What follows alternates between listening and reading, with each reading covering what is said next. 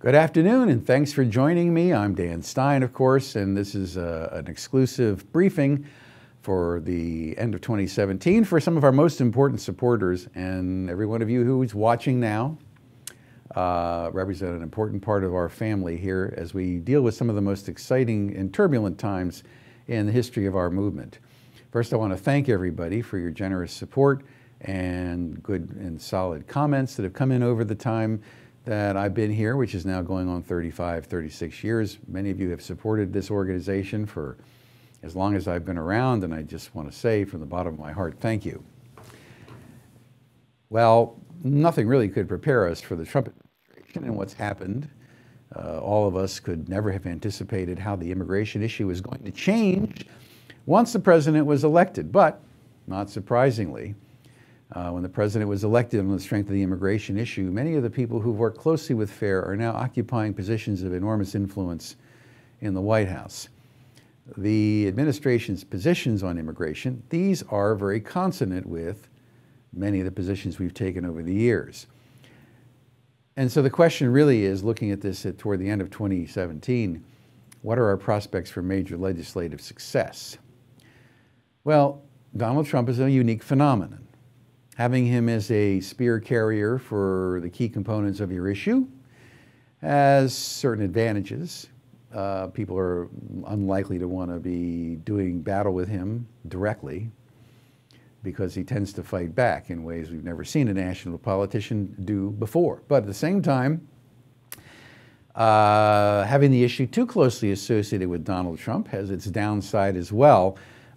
This has always been, in our view, a centrist issue in that moderates on both sides should be able to come together to find a need for the ability to have meaningful immigration restrictions and limits and controls in the national interest and rise above partisanship. Well, that seems like a pipe dream right now. So looking at this at the end of 2017, what hath Trump wrought?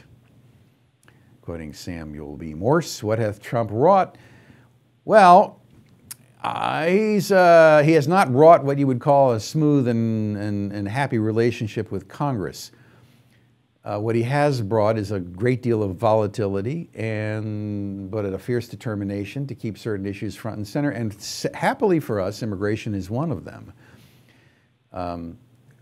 Starting at the beginning of the year, we had hoped that Donald Trump was going to put together a comprehensive and omnibus immigration reform package that contained all the things we wanted. Have those things be introduced simultaneously in the House and Senate and move through in regular order, which would give the opposition too many moving targets. They can't eliminate, they only have a certain number of amendments they could move through on the floor. And then you would ultimately achieve a tremendous victory. This is essentially how we got a lot of the things through in 1986 and in 1996 that represent some of the marquee legislative achievements of our movement. That has not happened. What has happened is that the White House we are working very closely with the White House. FAIR has an excellent relationship with the key principal figures in the White House, people like Stephen Miller and people at the Department of Homeland Security, the legislative team of the White House. Our people are meeting up there quite regularly. The general strategy that they have laid out was not the strategy we anticipated at the beginning of the year. But the strategy seems to be pretty well now set in stone, and that is that they're going to try to use their leverage to try to find a way to break the back of chain migration. Now, this is hugely important from the standpoint of this movement. All of us know that from almost the beginning, the ability to prevent every immigrant from bringing in 5, 6, 10 relatives is pivotal to actually regaining control of the numerical process, how many people come. This is a huge thing for our movement, to have a president and dominant forces in Congress that are all supporting the elimination of chain migration. Now, the Democratic Party as a whole, of course, acting very differently than it has historically, continues to believe they cannot give Donald Trump anything. And as I speak, of course, we're in the throes of this brinkmanship taking place at the end of the year, where the Democrats believe that they can get everything and give up nothing. And so we're hearing talk about a government shutdown. They're going to basically refuse to pass a spending bill. Why? Because even though this country may face a number of challenges, military issues, or North Korea, or various entitlement structures, hurricane relief, they want to really shut down the government because why? They don't get their DACA amnesty. People who broke the law, no right to be in the country, they're going to shut down the government because they're not getting an amnesty program.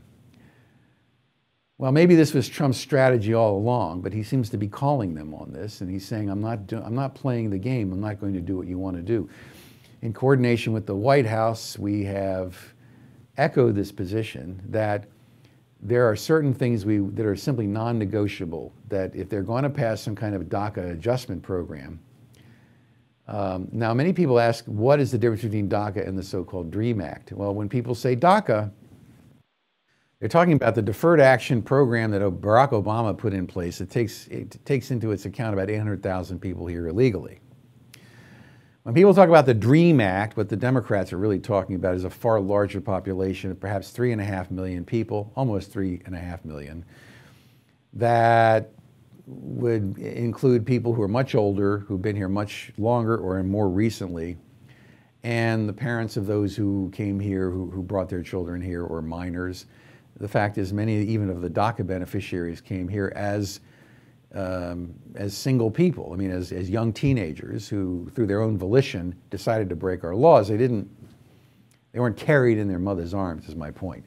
But anyway, there's a huge difference between DACA and the DREAM Act. And naturally, the unfortunate situation we face right now is the Democrats do not see any middle ground at all on the issue, period. Some of the key proponents of the radical and extreme positions of the Democratic Party are quite influential. Now, I mean, the good news, of course, and FAIR can't take any credit for this, is Luis Gutierrez is leaving Congress at the end of 2018. That's great news. He says he's going to run for president. I think that's pretty funny. A lot of us have assumed he's not running again because there's some indiscretion in his background, but that hasn't broken yet. Maybe some campaign contribution, misuse of funds, that sort of thing.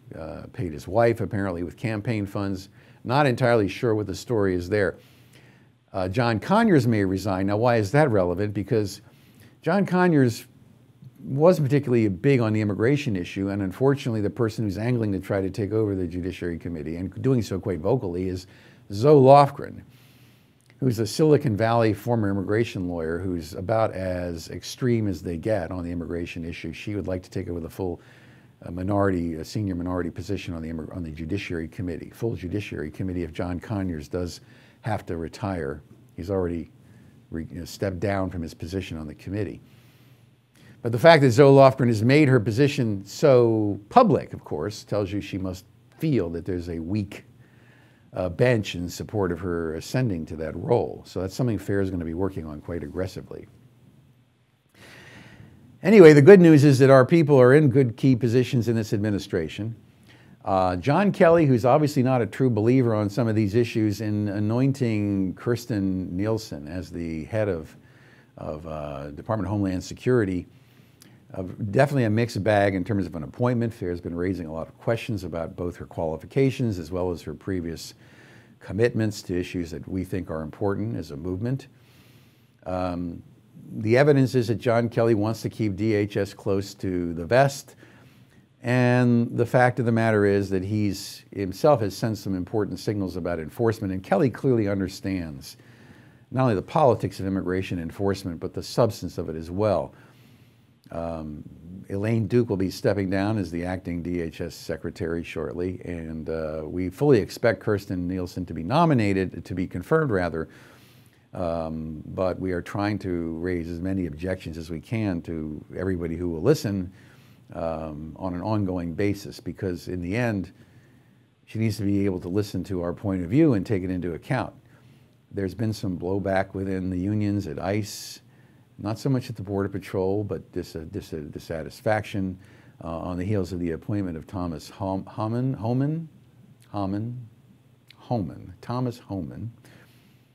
Our GR director is Homan.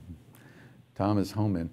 But he has a pretty strong track record for doing the right thing, but there have been some promises that were made, I guess, to Chris Grain and the ICE union that they've been unhappy with. And we naturally want to put as much pressure as we can on ICE to help them bring about the things that they were promised.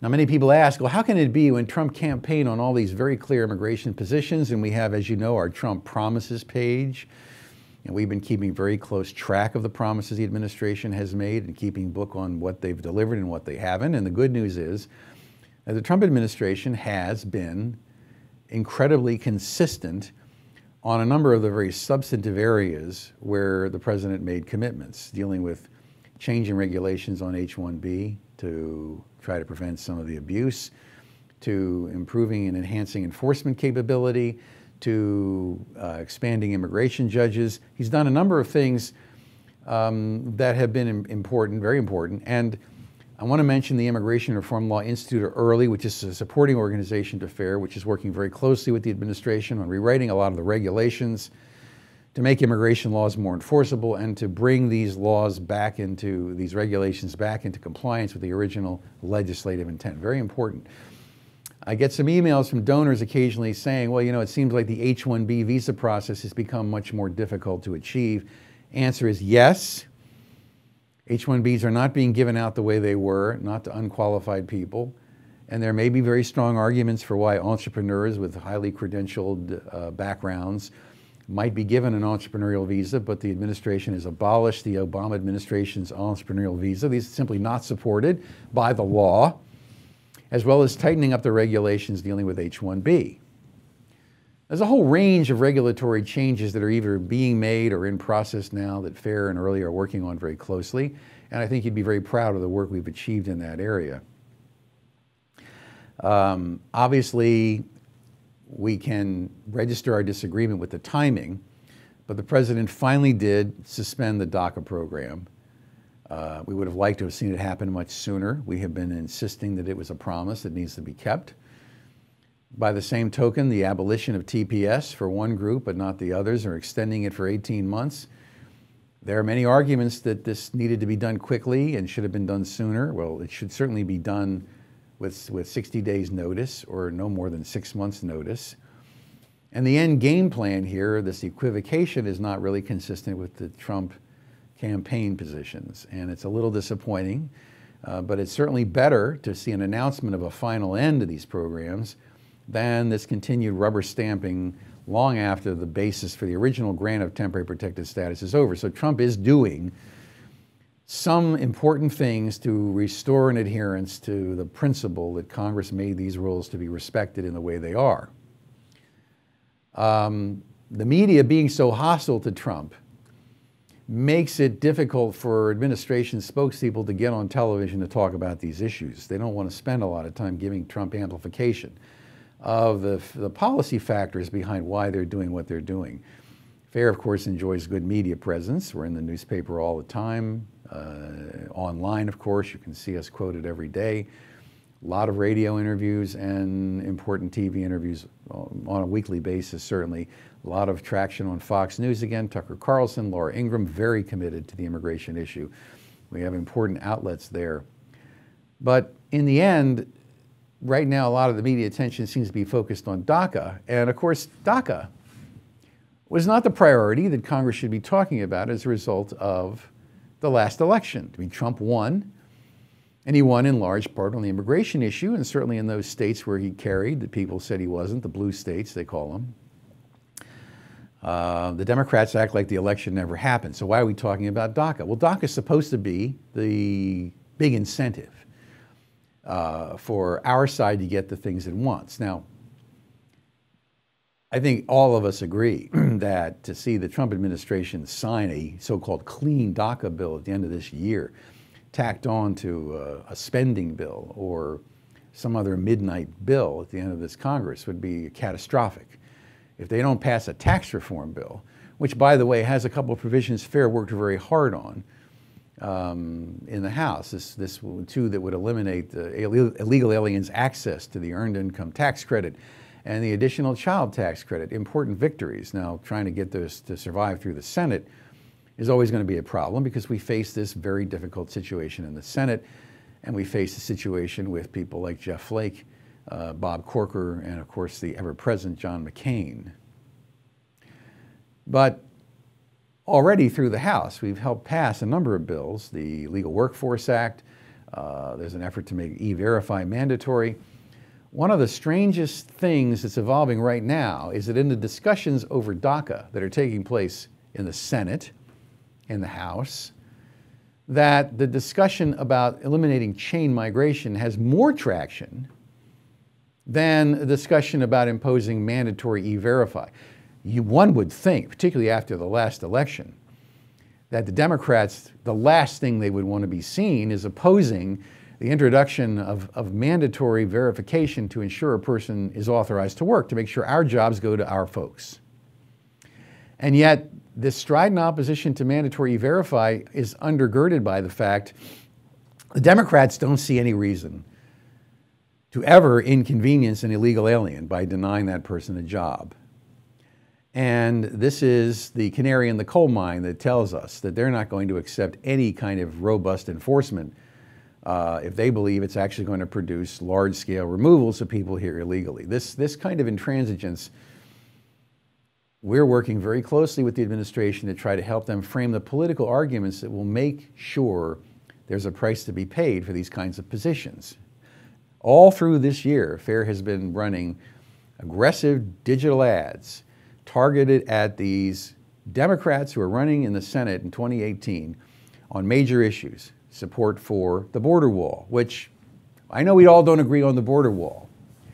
We all agree on improved border enforcement. Some people believe there needs to be a wall from sea to shining sea. Not Kirstjen Nielsen, by the way, but many of us do. Others think there needs to be a wall at certain key points along the border. That's where I stand. That's kind of where FAIR stands, but that has to be integrated with other enforcement. But there needs to be a wall someplace, given what Trump promised. And in any case, there needs to be effective border enforcement. Now, the Democrats, of course, are happy to provide appropriations for border enforcement, particularly if they don't think it matters. But in the end, opposition to E-Verify, to be more controversial than potentially cutting back chain migration, is really something to ponder. How we got into that state of affairs, because the chain migration phenomenon that made up the original 65 Act has always been the basis of the demographic shifts that the left has been relying on to take political control for the next 50 years.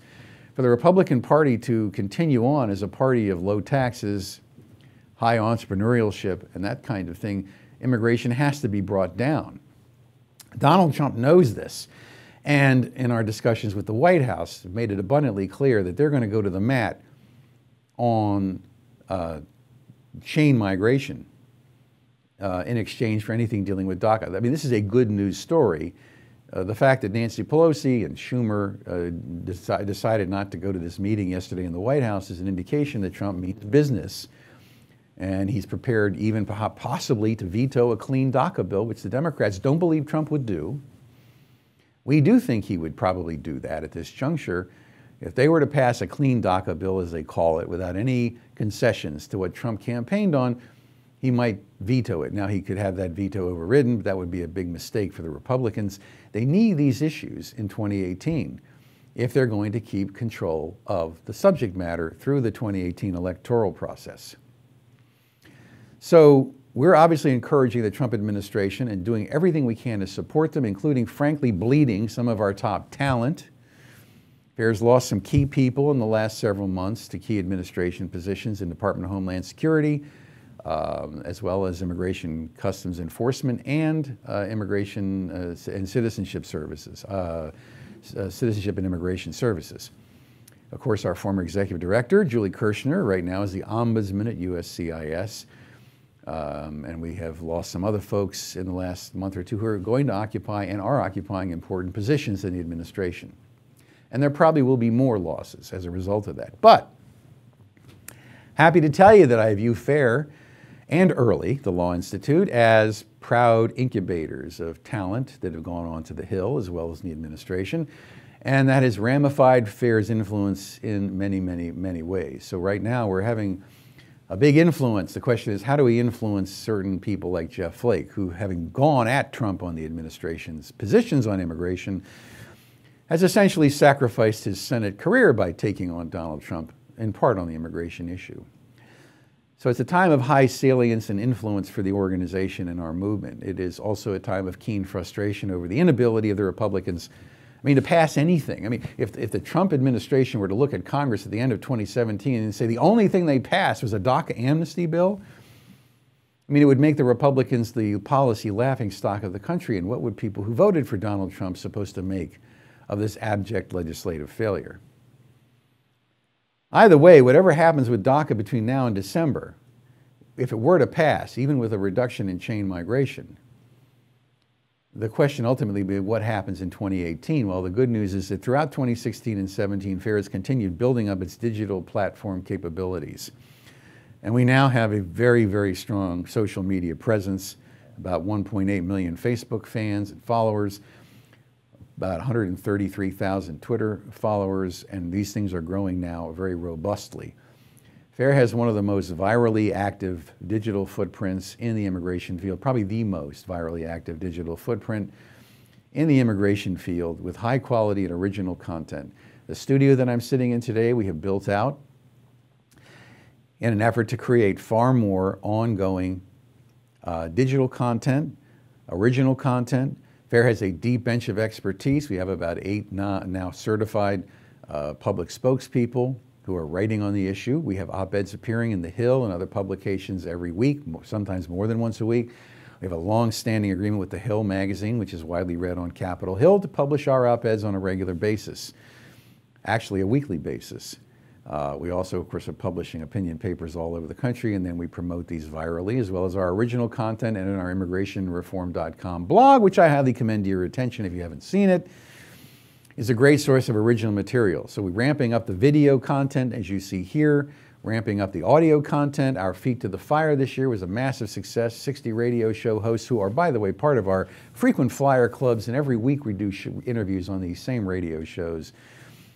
This very week, we continue national ads on the Mark Levin radio show, calling for an end to chain migration, buttressing in coordination with the White House our major legislative objectives for the next several weeks.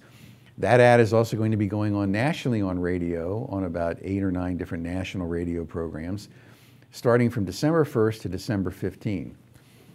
We're also testing some ads on our digital platform that will be translated into pro-family packet migration and against anti-chain migration ads are going to be airing on television through a good deal of 2018 as well. Like I say, the House has already passed a number of dandy bills, and the question is how to move those through the Senate and whether they could also be wrapped up into one large bill at some point in 2018.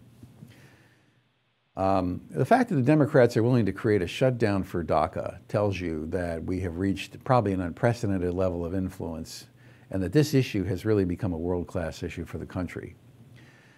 All of you who've helped support this organization for many years know that when I talk to international visitors, they often say it's really amazing that FAIR exists, that organizations like FAIR exist, that you have this deep bench of expertise at a time when the country's grappling with these tough issues.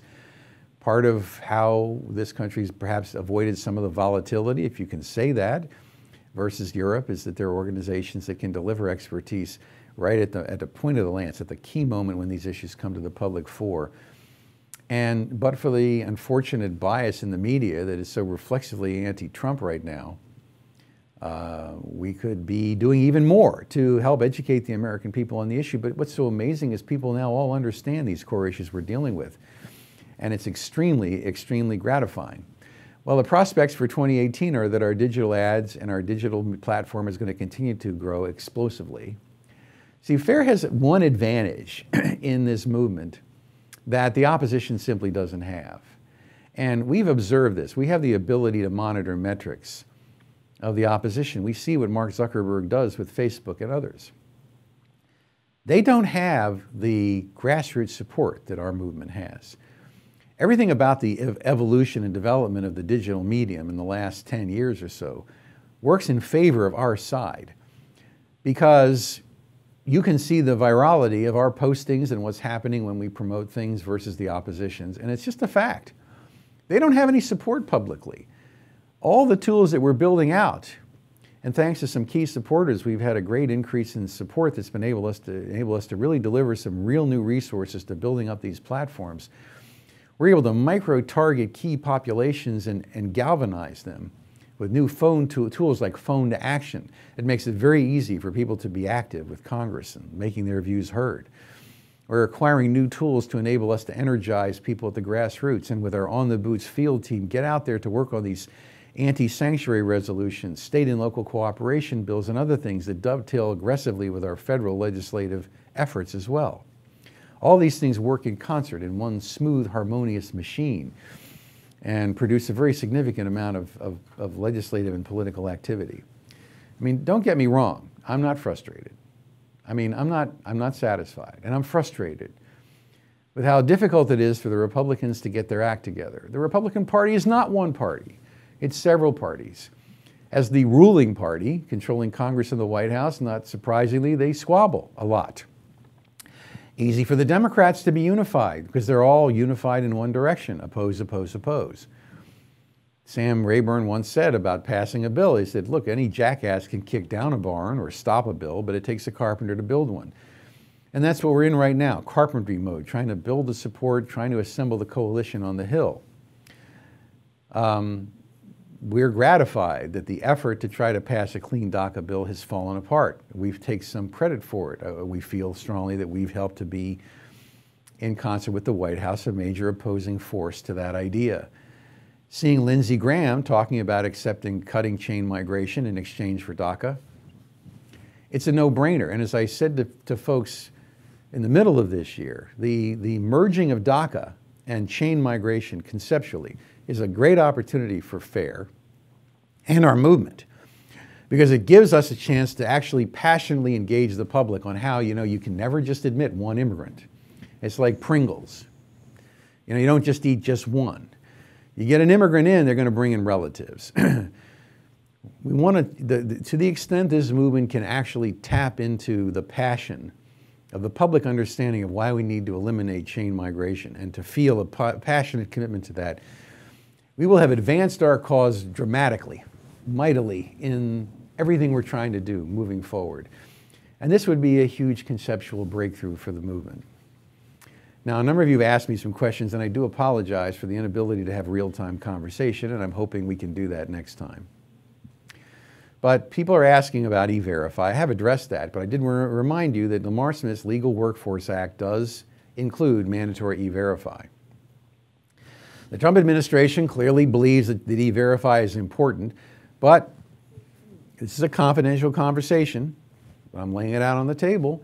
Trump administration has not been as enthusiastic about pushing mandatory E-Verify as eliminating chain migration. Now, this may be a policy preference of some of the principals who work in the White House. Oh, I get that. Here's the question, though. If, in fact, eliminating chain migration is a heavier lift than mandatory E-Verify, if we put significant resources, millions of dollars, into continued advertising and promoting it on digital platform to eliminate chain migration, we don't get E-Verify introduced, mandatory, it's introduced. We don't get it nationally implemented. And we wind up with nothing. Then a very good question is, why not push both simultaneously, or was this a good strategic maneuver? And again, this is something I'm very concerned about. Nobody's more supportive of eliminating chain migration than I am, and FAIR is. And at the same time, we have this huge opportunity. And maybe the Trump folks can work magic, and working with them, it seems like we're getting some good traction on the Hill for the idea. If the Democrats are really that highly motivated to accept an 800,000 person DACA legalization with no prospect for citizenship, and in turn accept basically something like the RAISE Act's reform of eliminating chain migration, that would be an amazing legislative achievement for our movement. The question is how we get there. By the way, I did want to mention the Dave Brat bill in the House. Now, we know Dave Brat is a very important player in the movement, but he's not a senior member of the House. But he has introduced a composite dream bill, if you will, our version of a lot of the things we want to include, which includes eliminating the lottery, which is also part of the RAISE Act. It seems to be a consensus emerging among Republicans that the lottery is a terrible idea. It's random, it's ad hoc, it's a threat to national security, it's not good policy sense. Bruce asked about anchor babies, and there is, of course, Steve King's Birthright Citizenship. It has 35 co-sponsors. One of the great frustrations we constantly face is trying to get some traction on getting Congress to redefine the birthright citizenship clause of the 14th Amendment as a precursor potentially to a Supreme Court review and then constitutional amendment if required. How do we ever control illegal immigration if people have children born here who are immediately U.S. citizens?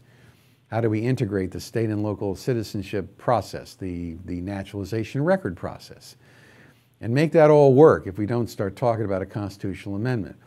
And Steve King is a fabulous guy, but it would be nice to see some leadership from this issue in the White House. This was not, however, one of Trump's major campaign promises. And at the moment, key priority here is to try to, if we could bring about 9 of the 10 of Trump's campaign promises and make them a reality, we will have achieved perhaps 60% of our movement's objectives.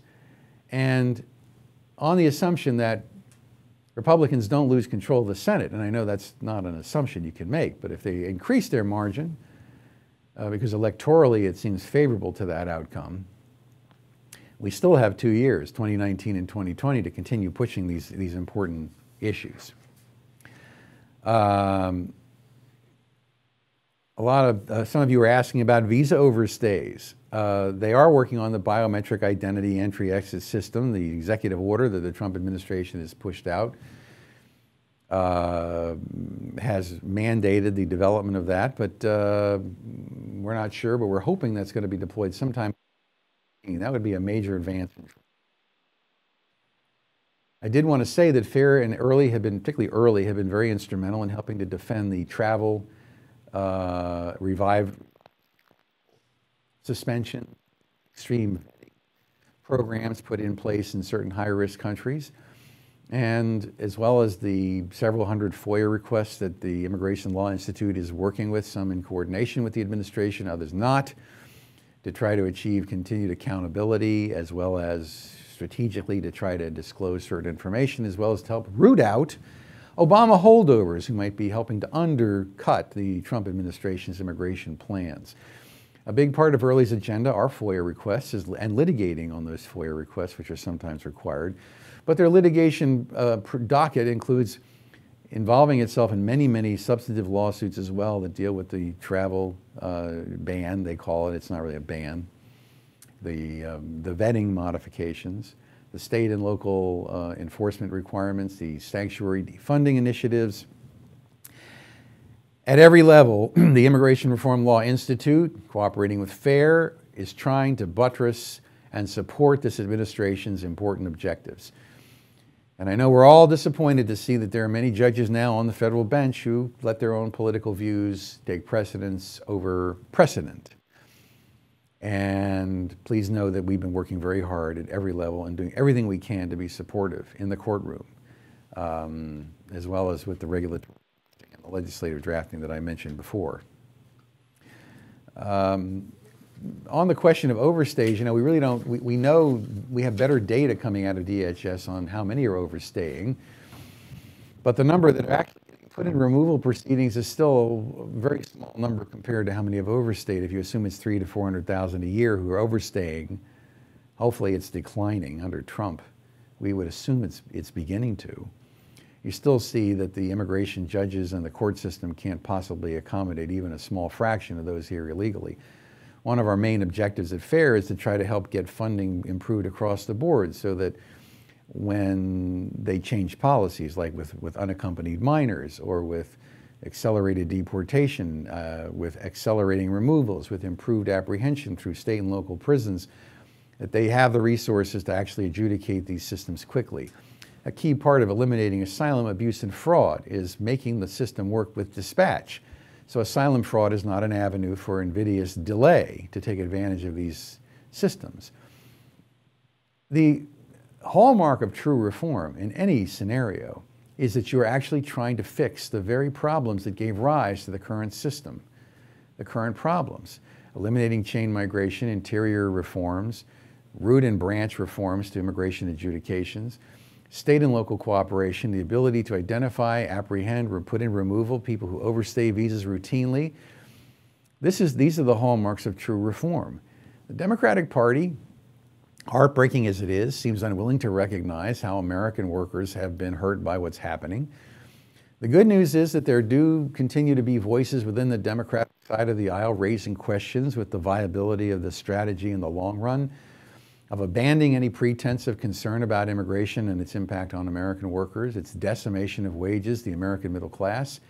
All this happening at a time when robotics and other factors are being introduced into the American labor force, many great unknowns, when swelling stock market portfolios would suggest the issue of income inequality and this golden age of the super wealthy at the very top, and there being a barbell economy with no middle class. All these things portend a rocky political future for the country. And unless the redistricting process is changed to create more hybridized districts, we can expect the polarization to continue. That leaves our movement as something of a political orphan right now, working very hard to try to continue to build our base, and most of it right now is within the base of the Republican voting party, but always keeping our ear to the ground for the Michael Linds of the world and the people who are thoughtful Democratic Party officials and thinkers and others who are saying, you know, unlimited immigration might be good at the ballot box, but isn't going to produce a successful political party, and it's not going to be a viable approach for the Democrats if they're going to be successful governing in the long run. So that would ultimately be part of our objectives. Anyway, the sum and substance of the questions right now are, why aren't things moving faster? And I want you to know that we are working every day to try to capitalize on the opportunities this administration has provided for us. We're working very closely with our allies in the House and the Senate. We are doing everything we can to help draft the legislative amendments, proposing ideas, writing speeches, ghostwriting op-eds. We write a lot of op-eds for law enforcement officials and others around the country. Our activists, we are funding signature gathering to try to make sure that things are going to be, for example, on the ballot in Oregon in 2018.